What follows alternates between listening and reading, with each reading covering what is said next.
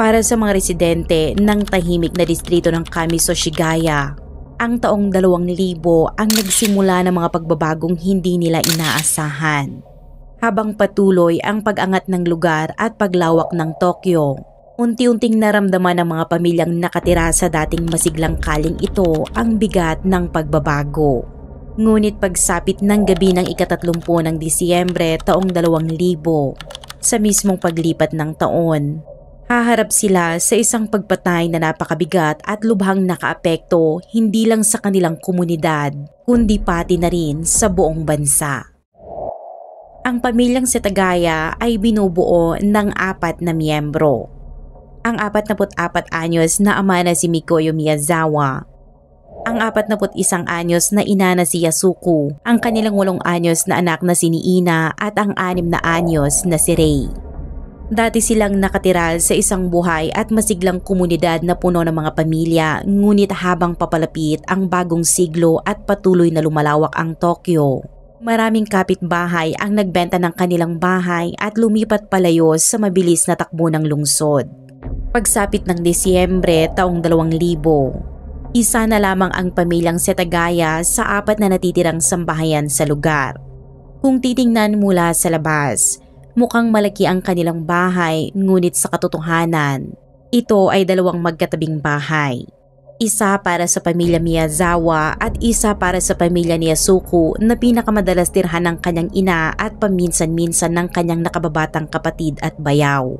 Dahil lumalaki na ang kanilang pamilya, plano sana ng mga Miyazawa na lumipat pagkatapos ibenta ang kanilang lupa sa syudad dahil balak ng gobyerno na gamitin ang lugar para palawakin ang kalapit na Soshigaya Park. Gayunpaman, ipinagliban ni Yasuko ang paglipat dahil nag-aalala siyang baka mahirapan ang mga bata, lalo na si Rei na may developmental disorder kapag inilipat sa bagong bahay at bagong kapaligiran. Bilang isang guro, nauunawaan niyang napakahalaga ng isang matatag na kapaligiran para sa pag-aaral, kaya ipinagpatuloy niya ang pagtuturo sa cram school na nasa mismong kanilang tahanan. Para sa mga nakakakilala sa kanila, ang pamilya Setagaya ay kilala bilang masipag, malapit sa isa't isa at iginagalang sa komunidad, ngunit nagbago ang lahat pagsapit ng gabi ng ika-30 ng Disyembre taong 2000. Nagsimula ang araw na parang karaniwan lamang. Gaya ng maraming pamilya na namimili para sa pagpasok ng bagong taon, nagpunta sila sa mga tindahan malapit sa Chitose Karasuyama Station. Pagkatapos ng pamimili, umuwi sila para sa isang tahimik na gabi, sabay-sabay na naghapunan, nanood ng telebisyon at pagkatapos ay nagpahinga. Ngunit ang mga sumunod na oras matapos silang matulog ang naging dahilan kung bakit dekada na ang lumipas. Nananatiling palaisipan ang kasong ito dahil marami pa ring detalye ang hindi ganap na malinaw. Sa kabila nito, batay sa mga ebidensyang natuklasan, ganito ang nangyari. Sa isang punto matapos ang 11:11 ng gabi ng ika-30 ng Disyembre, isang lalaki ang lumapit sa bahay ng pamilya Setagaya mula sa direksyon ng Soshigaya Park. Ginamit niya ang bakod sa likod ng bahay para makaakyat papunta sa bintana ng banyo sa ikalawang palapag. Pagdating sa bahagyang nakabukas na bintana, inalis ng salarin ang protective screen at pumasok sa loob ng bahay. Paglabas niya mula sa banyo, dumiretso siya sa pinakamalapit na silid, ang kwarto ni Rei.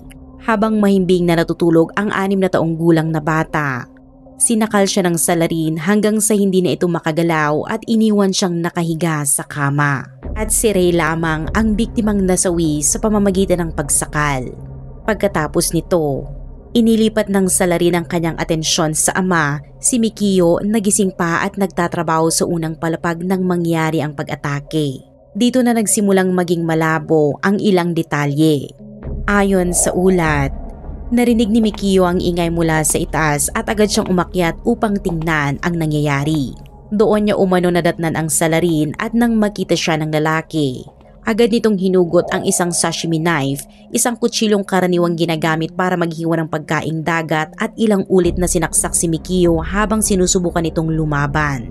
Sa gitna ng komprontasyon, Sinasabing nahulog si Mikio sa hagdan at doon siya tuluyang nalagutan ng buhay dahil sa matinding pagdurugo mula sa sunod-sunod na saksak. May iba namang ulat na nagsasabing bumaba ang salarin at doon sa unang palapag unang pinagtangkaan si Mikio.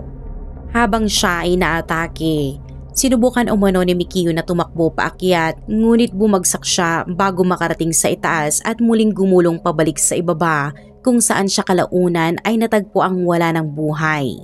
Ngunit ang sigurado lamang ay natagpuan ang isa sa mga tsinelas ni Mikio sa hagdan at ang kanyang katawan ay nasa paanan nito. May maraming saksak at may piraso ng sashimi knife na naiwan pa sa kanyang bungo. Ang susunod at huling biktima ng salarin ay sina Yasuko at ni Ina na natutulog noon sa loft. Kaunti lamang ang tiyak na detalye tungkol sa sinapit nila ngunit pinaniniwalaang inatake sila habang natutulog base sa mga bakas ng dugo sa kanilang futon. Sa isang punto, bago o habang nagaganap ang pag-atake, iniwan ng salarin ang nabasag niyang sashimi knife at kumuha ng karaniwang western style knife mula sa kusina upang ipagpatuloy ang pag-atake. Sa tila pagtatangkang tumakas, sinubukan umano ni Yasuko at ni Ina na bumaba mula sa loft gamit ang foldable stairs na nag-uugnay dito sa pangunahing bahagi ng bahay. Ngunit hindi na sila nakaalis at natagpuan ang kanilang mga katawan sa ikalawang palapag sa tuktok ng hagdan, magkalapit at tila magkahawak. Natagpuan si ni Ina na may ilang nawawalang ngipin na indikasyong bukod sa pinsalang tinamo ay posibleng nakaranas pa siya ng matinding pang-aabuso. Batay sa forensic evidence, si ni Ina ang pinakahuling nasawi. Ang tunay na nagpahiwalay sa kasong ito sa ibang kaso at naging dahilan kung bakit naging sentro ito ng media ay hindi lamang ang tindi ng krimen, kundi ang mga sumunod na ginawa ng salarin. Pagkatapos patayin ang isang buong pamilya kabilang ang 2 bata, hindi kaagad umalis ang lalaki. Una, pinaniniwalaan ng mga investigador na nanatili siya sa bahay nang hindi bababa sa 2 oras ngunit kalaunan. Lumabas sa ebidensya na maaaring umabot pa sa 10 oras ang pananatili niya roon matapos ang krimen. Sa loob ng mga oras na iyon, ginamit niya ang computer ng pamilya, kumain ng pagkain, ginamot ang kanyang sugat, gumamit ng palikuran at naghalungkat ng kanilang mga gamit. Bagamat may mga hindi pagkakasundo sa eksaktong pagkakasunod-sunod ng mga pangyayaring ito, ang kakaibang asal ng salarin ang nagbigay sa kasong ito ng bansag na Goldilocks murder. Isang terminong ginagamit kapag ang isang magnanakaw o intruder ay hindi lamang pumasok para magnakaw, kundi pati kumain, magpahinga at gumamit ng pag-aari ng may-ari ng bahay bago umalis. Batay sa mga ebidensyang na-recover, muling binuo ng mga investigador ang nangyari matapos ang pagpatay.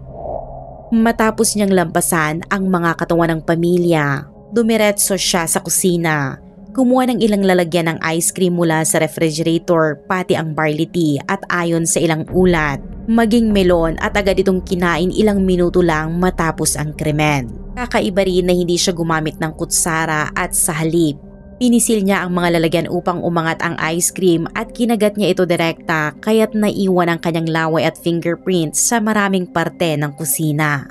Habang kumakain, nakita niya ang first aid kit ng pamilya at ginamit ito upang balutan ng hiwas sa kanyang kamay, isang sugat na nakuha niya habang nagaganap ang pag-atake. Pagkatapos niyang takpan ang sugat, iniwan niya roon ang mga dugo ang benda na kalaunan ay nagsilbing mahalagang ebidensya dahil nagbigay ito ng direktang sample ng kanyang dugo para suriin ng pulisya. Pagkatapos umalis sa kusina, pumunta ang salarin sa storage room sa unang palapag at naghalungkat ng mga dokumento ng pamilya. Inilabas niya ang drawer na naglalaman ng mga ito at dinala paakyat sa banyo sa ikalawang palapag kung saan niya itinapon ang lahat ng papeles sa loob ng bathtub. Sa isang punto, ginamit din niya ang palikurat sa parehong banyo ngunit hindi niya ito flinash. Pinunasan niya pa ang kanyang kamay gamit ang tuwalya na iniwan na naman ang mga bakas ng dugo bago siya lumabas ng banyo. Ayon sa ilang ulat, maaaring naggulatak daw ang salarin at nakatulog sa sofa ng pamilya ngunit hindi ito kumpirmado.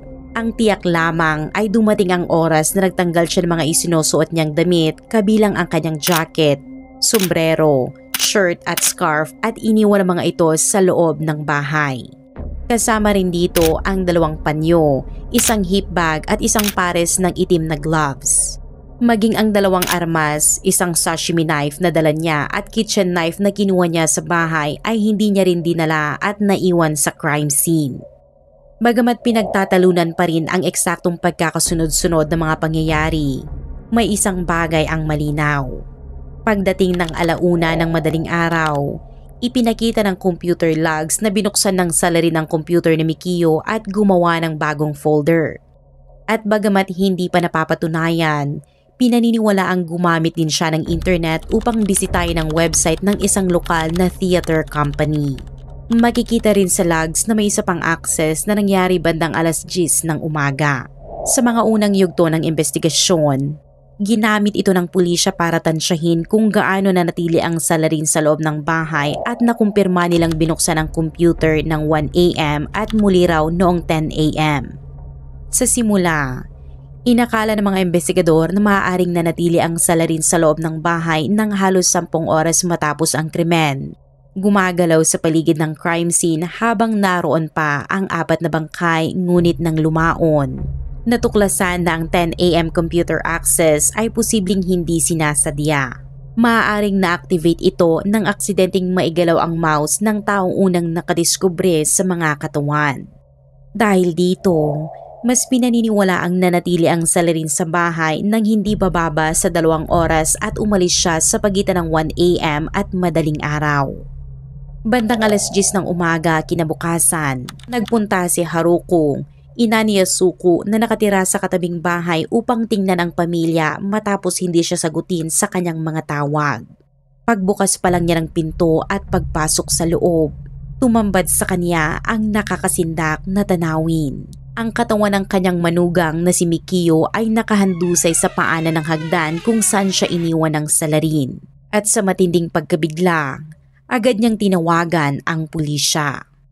Pagdating ng mga otoridad, tumambad sa kanila ang 4 na bangkay at napakaraming ebidensya, mga fingerprint, bakas ng sapatos, DNA mula sa dugo, damit na pag-aari ng salarin at maging ang hindi pa nafa-flush na dumi niya sa banyo. Dahil dito, marami ang nag-akalang magiging madali ang pagresolba sa kaso. Ayon pa nga sa isang dating mataas na opisyal, ang crime scene ay tila treasure trove ng ebidensya at halos lahat ay kumbinsidong mabilis mahuhuli ang salarin. Ngunit habang lumilipas ang mga taon, napatunayang malayo iyon sa katotohanan. Pagdating ng Setagaya Police at ng kalaunan ay ng Tokyo Metropolitan Police, ang unang hakbang nila ay kolektahin at suriin ang bawat piraso ng ebidensyang iniwan. Dahil sa dami nito, napakahirap at napakabagal ng proseso. Mula sa fingerprint matching, pagsusuri ng DNA hanggang sa pagtunton kung saan galing ang mga iniwang damit, bawat hakbang ay mabusisi. Ngunit habang sinusuri ang mga ebidensya, unti-unti nilang nabuo ang isang malinaw at nakakagulat na detalyadong larawan ng salarin. Ang mga damit na naiwan sa bahay ay nagbigay ng sapat na impormasyon upang mabuo ang itsura noong gabing iyon, pati kung saan siya bumili ng mga ito at maging ang uri ng pabango na ginamit niya. Dahil dito, nakagawa ang pulisya ng espesikong paglalarawan upang ipakalat sa mga posibleng nakakita. Batay sa damit na iniwan, suot ng salarin ng isang kulay abong bucket hat, isang puting baseball jersey na may lilang manggas, isang murang plaid scarf na walang brand, isang Uniqlo AirTech jacket, itim na gloves at isang dark gray hip bag. Gamit naman ang mga yapak na na-recover sa crime scene, natukoy din ng mga investigador ang sapatos na suot niya. Schlesinger's sneakers, size 27.5 cm o halos US size 9.5. Dahil malinaw na ang visual profile ng suspect, tumuon ang pulisya sa murder weapons at DNA evidence na iniwan. Isa sa pinakamahalagang ebidensya sa karamihan ng homicide cases ay ang presensya ng DNA ng salarin at sa kasong ito, napakarami ang iniwan ng pumatay sa pamilya Miyazawa, laway, buhok at maging dumi. Sa ibang bansa, itinuturing itong napakalaking bentahe sa investigasyon, ngunit sa Japan, napakahigpit ng batas pagdating sa DNA. Ayon sa investigative journalist na si Nicholas O'Brien na nakausap ng ilang opisyal, ang lahat ng DNA testing mula sa crime scenes ay ginagawa ng isang internal division na bawal maglabas ng resulta dahil sa mga batas na personal information protection. Dahil dito, halos lahat ng impormasyon tungkol sa DNA profile ng salarin na lumalabas sa media ay pinaniniwala ang galing sa leak. Matapos ang masusing pagsusuri, napagpasyahan ng mga investigador na malamang ang salarin ay nasa pagitan ng 15 hanggang 35 taong gulang dahil kailangan niyang magkaroon ng sapat na lakas upang makaakyat sa bintana sa ikalawang palapag. Tinataya rin siyang mga 170 centimeters o 5'7" ang taas at may payat na pangangatawan base sa 32-inch strap ng hip bag na iniwan niya. Ipinakita rin ng DNA profile na siya ay lalaki na may blood type A at mula naman sa pagsusuri sa dumi ay lumabas na ang kanyang huling kinain ay string beans at sesame seeds. Ngunit nang ira ng pulisya ang kanyang fingerprints, walang lumabas na match sa kanilang database, patunay na walang naitalang kriminal na record ang salarin. Dahil sa lawak ng impormasyong nakalap mula sa kasuotan at DNA profile ng salarin, naglabas ang pulisya ng mga sketch at iba pang detalye sa publiko. Ngunit habang lumilipas ang mga araw at buwan, wala ni isang nakapagbigay ng pagkakakilanlan kung sino ang taong responsable. Sa pag-asang may maaalala ang mga residente, naglabas pa ang pulisya ng isang dokumento na naglilista ng mga pangunahing pangyayari noong taon at mga TV program na ipinalabas sa mismong gabi ng krimen, umaasang maaaring matrigger ang alaala ng isang posibleng saksi. Isa sa pinakamalaking hamon ng investigasyon ay nasa kabila ng napakaraming ebidensyang pisikal na iniwan ng salarin. Karamihan dito ay pangkaraniwan at walang kakaibang katangian upang madaling matunton kung saan eksaktong galing. Karaniwang mabibili ang mga damit kahit saan kaya hindi agad ito nakapagbigay ng malinaw na direksyon. Samantala, ang mga fingerprint ay hindi rin tumutugma sa anumang records sa Japan. Isa-isang bumagsak ang mga lead at wala sa mga ito ang naglapit sa mga investigador sa tunay na pagkakakilanlan o pinanggalingan ng salarin hanggang sa 2 piraso ng ebidensya ang nagbukas ng panibagong direksyon. Ang sapatos at ang hip bag. Sa kaniya-kanyang paraan, nakatulong ang bawat isa upang paliitin ang saklaw ng investigasyon. Natuklasan ng pulisya na ang Schlesinger sneakers na may size 2.7 cm na suot ng salarin ay hindi kailanman ibinenta sa Japan. Sa halip, mabibili lamang ito sa South Korea. Dahil dito, itinuring ng mga investigador na maaaring doon nakatira ang salarin o kaya'y bumisita siya sa bansa sa isang punto ng kanyang buhay. Ngunit sa South Korea, obligado ang lahat ng mamamayan na lampas 17 taong gulang pati ang mga dayuhang bumibisita na magbigay ng fingerprint na iniimbak sa national database. Ngunit muli, walang lumabas na tugma at nauwi na naman ang investigasyon sa panibagong dead end. Ang pangalawang ebidensyang pinagtuunan ng pansin ay ang hip bag na sa pagkakataong ito ay nagpalawak pa ng investigasyon lampas ng Japan hanggang sa Estados Unidos. Habang sinusuri ang laman ng hip bag, natagpuan ng skateboard grip tape, bakas ng pabangong Dracar Noir at kaunting buhangin. Nang suriin ang buhangin, lumabas na hindi ito galing sa Japan kundi mula sa Los Angeles, California. Dagdag pa rito, natuklasan ng pulisya na 130 piraso lang ng shirt na suot ng salarin ang naproduce at naibenta. Ngunit 12 lamang sa mga bumili ang matagumpay nilang natuntun.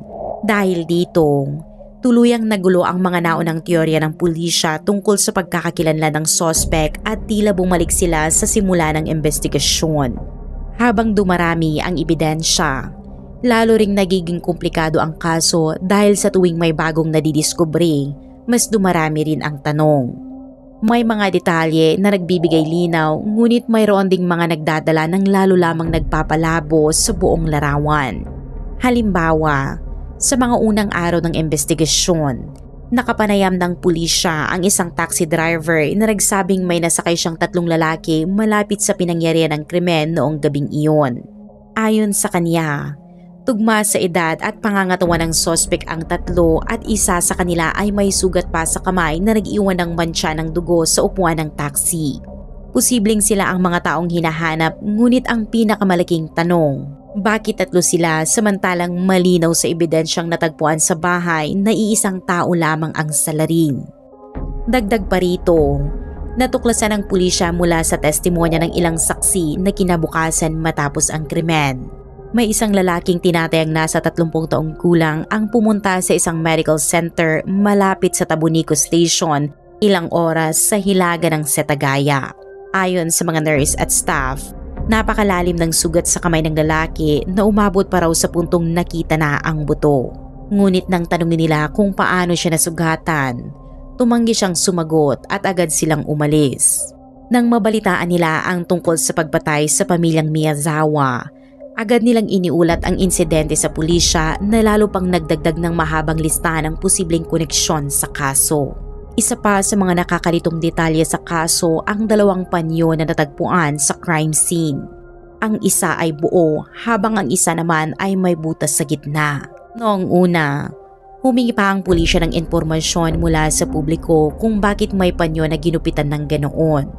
Mula sa mga natanggap na tugon, napagpasyahan ng mga investigador na ang panyong may butas ay malamang na ginamit para maipasok ang hawakan ng kutsilyo. Isang practice na karaniwan sa mga mangingisdang humihiwa ng malalaking isda tulad ng tuna para magkaroon ng mas matatag na kapit sa talim. May iba namang nagmungkahi na maaaring ginamit ang mga panyo para hindi mag-iwan ng fingerprints at na ang pangalawang panyo ay posibleng ginamit bilang pansamantalang takip sa mukha ng salarin. Ngunit kung talagang iniiwasan itong mag-iwan ng bakas, bakit natagpuan ang fingerprints niya sa halos lahat ng bahagi ng bahay? Ang ganitong mga inconsistency ang lalong nagpalabo sa investigasyon sa loob ng maraming taon, nagpabagal sa progreso at nagbawas ng posibilidad na mahuli pa ang may gawa. At kahit napakaraming ebidensya ang nakalap, kakaunti lang ang matinong teoryang lumitaw. Para sa pamilyang Miyazawa, halos imposibleng matukoy ang anumang motibo. Kilala sila bilang maayos at hindi nakikipag-alitan sa sinuman, lalo na hindi sa paraang magdudulot ng pagbatay sa buong pamilya. Dahil walang malinaw na sospek kahit napakaraming pisikal na ebidensya, napilitan ng pulisya na muling suriin ang direksyon ng kanilang investigasyon. Sa ganitong mga kaso, madalas unang tinitingnan ang posibilidad ng napurnadang pagnanakaw, ngunit maraming aspeto ng krimeng ito ang hindi tumutugma sa ganoong teorya. Halimbawa, kadalasan ay pumapasok ang mga magnanakaw kapag walang tao sa bahay. Kaya ang teoryang inatake ang bahay ng Miyazawa sa oras na tiyak na nandoon ang lahat ng 4 na miyembro ay nagpahina sa ideya ng burglary. Hindi lang iyon. Pagpasok ng salarin, ang una nitong ginawa ay patayin ang pinakabata at hindi naman banta sa kanya. Kung pagnanakaw ang pangunahing layunin, natural sanang unahin niya ang paghahanap ng mahalagang gamit. Sa halip, agad siyang pumasok sa kwarto ni Ray habang natutulog pa ang bata at doon niya ito pinatay. Pagkatapos lamang ng pag-atake sa buong pamilya, nagkaroon ng kahit anong pagtatangkang kumuha ng halaga at kahit noon, halos lahat ng valuables ay iniwan o basta ibinuhos lamang sa bathtub. May ilang ulat na nagsasabing nagdala ang salarin ng humigit kumulang 150,000 yen, tinatayang 60,000 pesos noong taong 2000, habang ang iba namang ulat ay nagsasabing may mas malaking halaga na 88,000 pesos na hindi man lang ginalaw.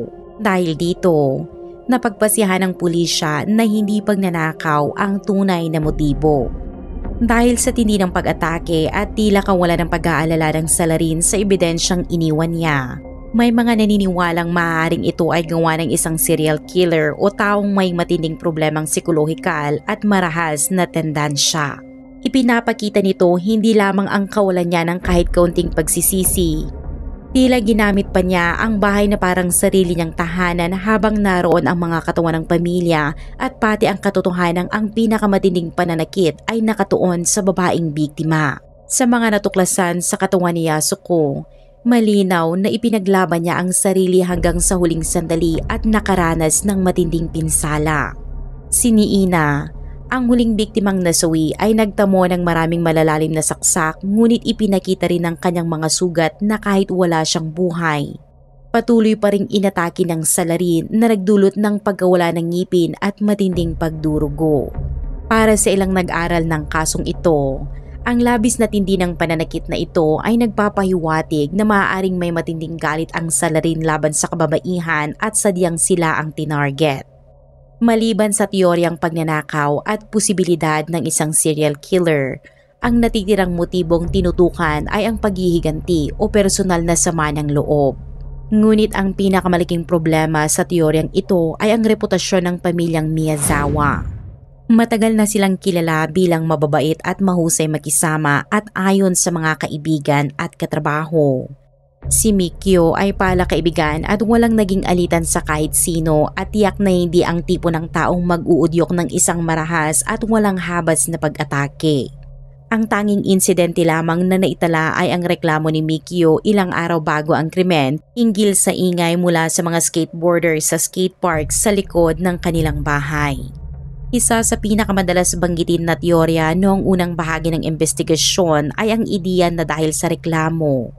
Labis na nagalit ang ilang skateboarder kay Mikyo at napagpasihang magiganti sa pamamagitan ng pag-atake sa buong pamilya. Kahit mukhang malayo sa realidad ang teoryang ito, tumutugma ito sa salaysay ng isang taxi driver na nagsabing may 3 lalaking sumakay sa kanya matapos ang oras ng krimen. Tumutugma raw ang kanilang hitsura sa paglalarawan ng sospek at isa sa kanila ay may sugatang kamay. Lumitaw ang spekulasyon na maaaring regular ang 3 ito sa skate park at habang isang tao ang pumasok sa bahay, maaaring nagsilbing bantay ang dalawa. Ang teoryang ito ay tumutugma rin sa ilang ebidensya. Ang mga damit na iniwan ng sospek ay kapareho ng estilo na karaniwang sinusuot ng mga skateboarder noon at sa fanny pack ay may bakas ng grip tape na ginagamit sa skateboard. Ngunit matapos ipatawag at kapanayamin ang mga skateboarder sa Soshigaya Park, wala namang nabuong mahalagang lead. Dahil napakaliit at tila walang saysay ang motibo, nahirapan ang pulisya at maging ang publiko na paniwalaang ito ang tunay na dahilan sa pagkasawi ng 4 na miyembro ng pamilya. Sa kabila nito, ang pinakapinaniniwalaang teorya ay nagmula sa isang kakaibang detalye. Ang halos walang kapirasong buhangin na natagpuan sa fanny pack ng salarin. Nang suriin ito, natagpo ang nagmula ang buhangin sa California, partikular sa isang lugar sa hilaga ng Los Angeles. Kaya lumitaw ang tanong, paano napunta ang buhangin na ito sa bag ng salarin at paano ito nakarating hanggang Setagaya, Japan? Marami ang naniniwalang ang sagot ay nasa isa sa pinakakontrobersyal na ebidensya, ang DNA profile ng salarin. Sa simula pa lang ng investigasyon, sinuri ng pulisya ang DNA na naiwan ng salarin at nakabuo sila ng impormasyon tungkol sa kanyang pinagmulan. Ayon sa resulta, halo ang kanyang lahi. Ang ina ay malamang na mula sa Southern Europe at ang ama ay mula sa East Asia.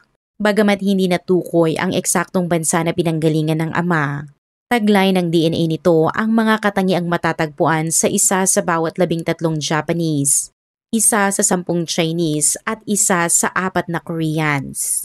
Dahil dito, umusbong ang napakaraming teorya mula sa mga detective at internet researchers na pinag-uugnay ang mga ebidensyang ito ng paulit-ulit sa paglipas ng panahon. Isa sa pinakapinag-uusapang teorya ay ang posibilidad na ang salarin ay isang miyembro ng militar. Ngunit paano ito nasabi? Ang sagot ay nasa buhangin. Matapos suriin ang komposisyon nito, natukoy na nagmula ito sa bahagi ng Mojave Desert sa California at eksaktong tumutugma sa buhangin na matatagpuan sa paligid ng Edwards Air Force Base.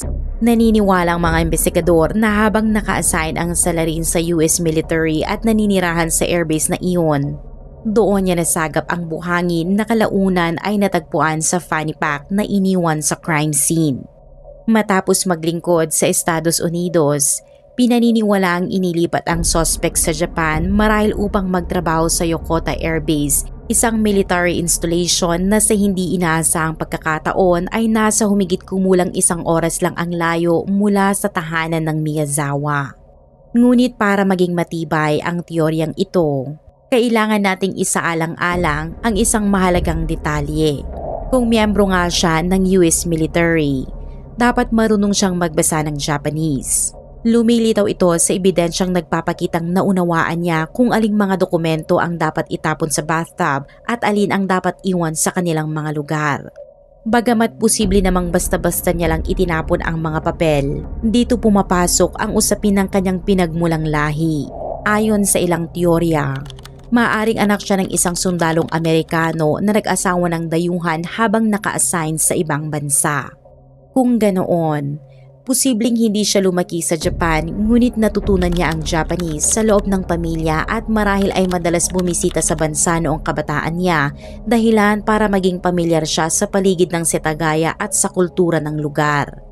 Ang teoryang ito, bagamat komplikado, ay nagbibigay linaw sa ilan sa pinakamahirap unawain na bahagi ng kaso. Una, kung miyembro nga siya ng militar, malinaw kung saan nagmumula ang lakas at kakayahang kinailangan upang isagawa ang pag-ataking naganap sa pamilya. Ikalawa, kung may lahing banyaga siya at lumaki sa ibang lugar, lohikal na walang halos record tungkol sa kanya sa Japan. Gayunpaman, kung bahagi rin ng kanyang pinagmulan ang Japanese heritage, natural lamang na bihasa siya sa wika at marahil ay nakabisita na sa bansa kasama ang kanyang mga magulang. Ipinapahiwatig din ito na sapat ang alam niya tungkol sa lugar, transportasyon at galaw ng komunidad upang manatili sa loob ng bahay ng ilang oras matapos ang insidente nang hindi nababahala na may makahuli sa kanya. Hindi rin malayong isipin niya na kabisado niya kung paano umalis nang hindi napapansin.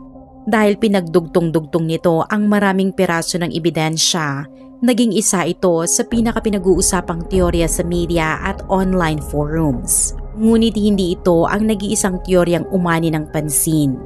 Gamit pa rin ang koneksyon sa militar at ebidensyang DNA, isa pang teorya ang lumitaw makalipas ang ilang taon mula sa isang journalist na gumamit ng pseudonym na Fumiya Ichihashi, ang may akda ng librong Setagaya Family Murder Case, 15 Years of New Facts. Sa aklat na iyon, iginiit ni Ichihashi na ang Salarin ay dating miyembro ng South Korean military na kalaunan ay naging hitman na inupahan umano ng kumpanyang responsable sa redevelopment ng lugar kung saan nakatira ang mga Miyazawa. Sinasabi ni Ichihashi na ipinapakita ng DNA analysis na mas malapit sa South Korean populations ang markers na natagpuan kumpara sa Japanese DNA. At kung dating sundalo nga ang Salarin, natural na taglay niya ang lakas at kakayahang kailangan upang isagawa ang ganitong operasyon. Ang teorya ring ito ay nag-aalok ng isang bagay na hindi malinaw sa ibang teorya. Isang motibo. Bagamat naibenta na ng pamilya Miyazawa ang kanilang lupa, patuloy nilang ipinagliban ang paglipat dahil nag-aalala sila sa pag-a-adjust ng kanilang mga anak at dahil dito, sila ang natirang isa sa mga huling pamilya sa lugar. Ayon kay Ichihashi, maaaring ikinainip ng developers ang pagkakaantala at sa isang desperadong hakbang, nagdesisyong kumuha ng hitman upang mapabilis ang pag-usad ng proyekto. May ilang ebidensyang pabor sa teoryang ito. Una, posibleng may military background ang Salarin na maaaring dahilan kung bakit may buhangin mula sa paligid ng Edwards Air Force Base na natagpuan.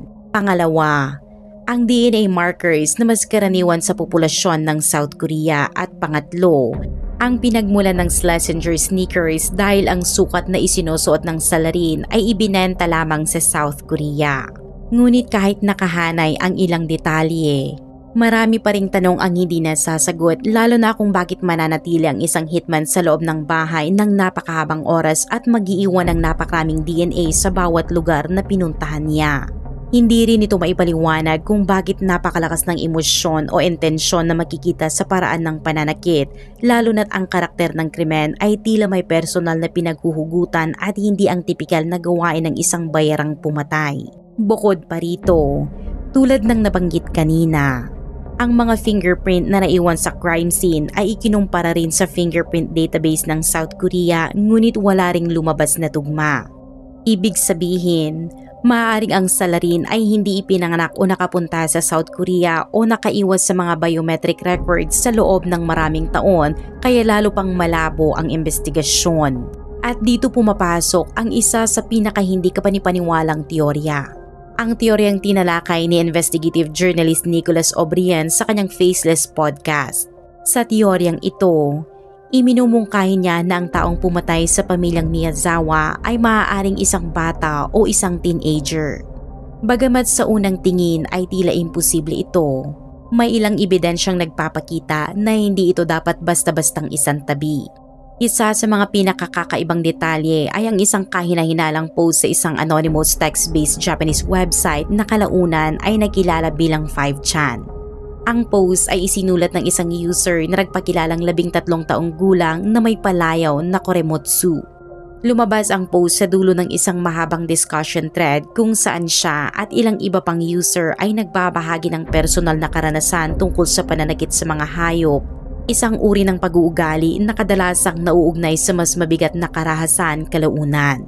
Sa post niya, ipinost niyang kapag nakakakita siya ng masayang pamilyang nakatira sa katabing bahay, naiisip niyang gawin ang isang bagay na kahawig ng Oita family murder case. Binanggit niya na ang deadline ay bago mag-31 ng Disyembre, 11:59 ng gabi at naiiniisip niyang sakta ng mga ito bago pumasok ang ika-21 siglo.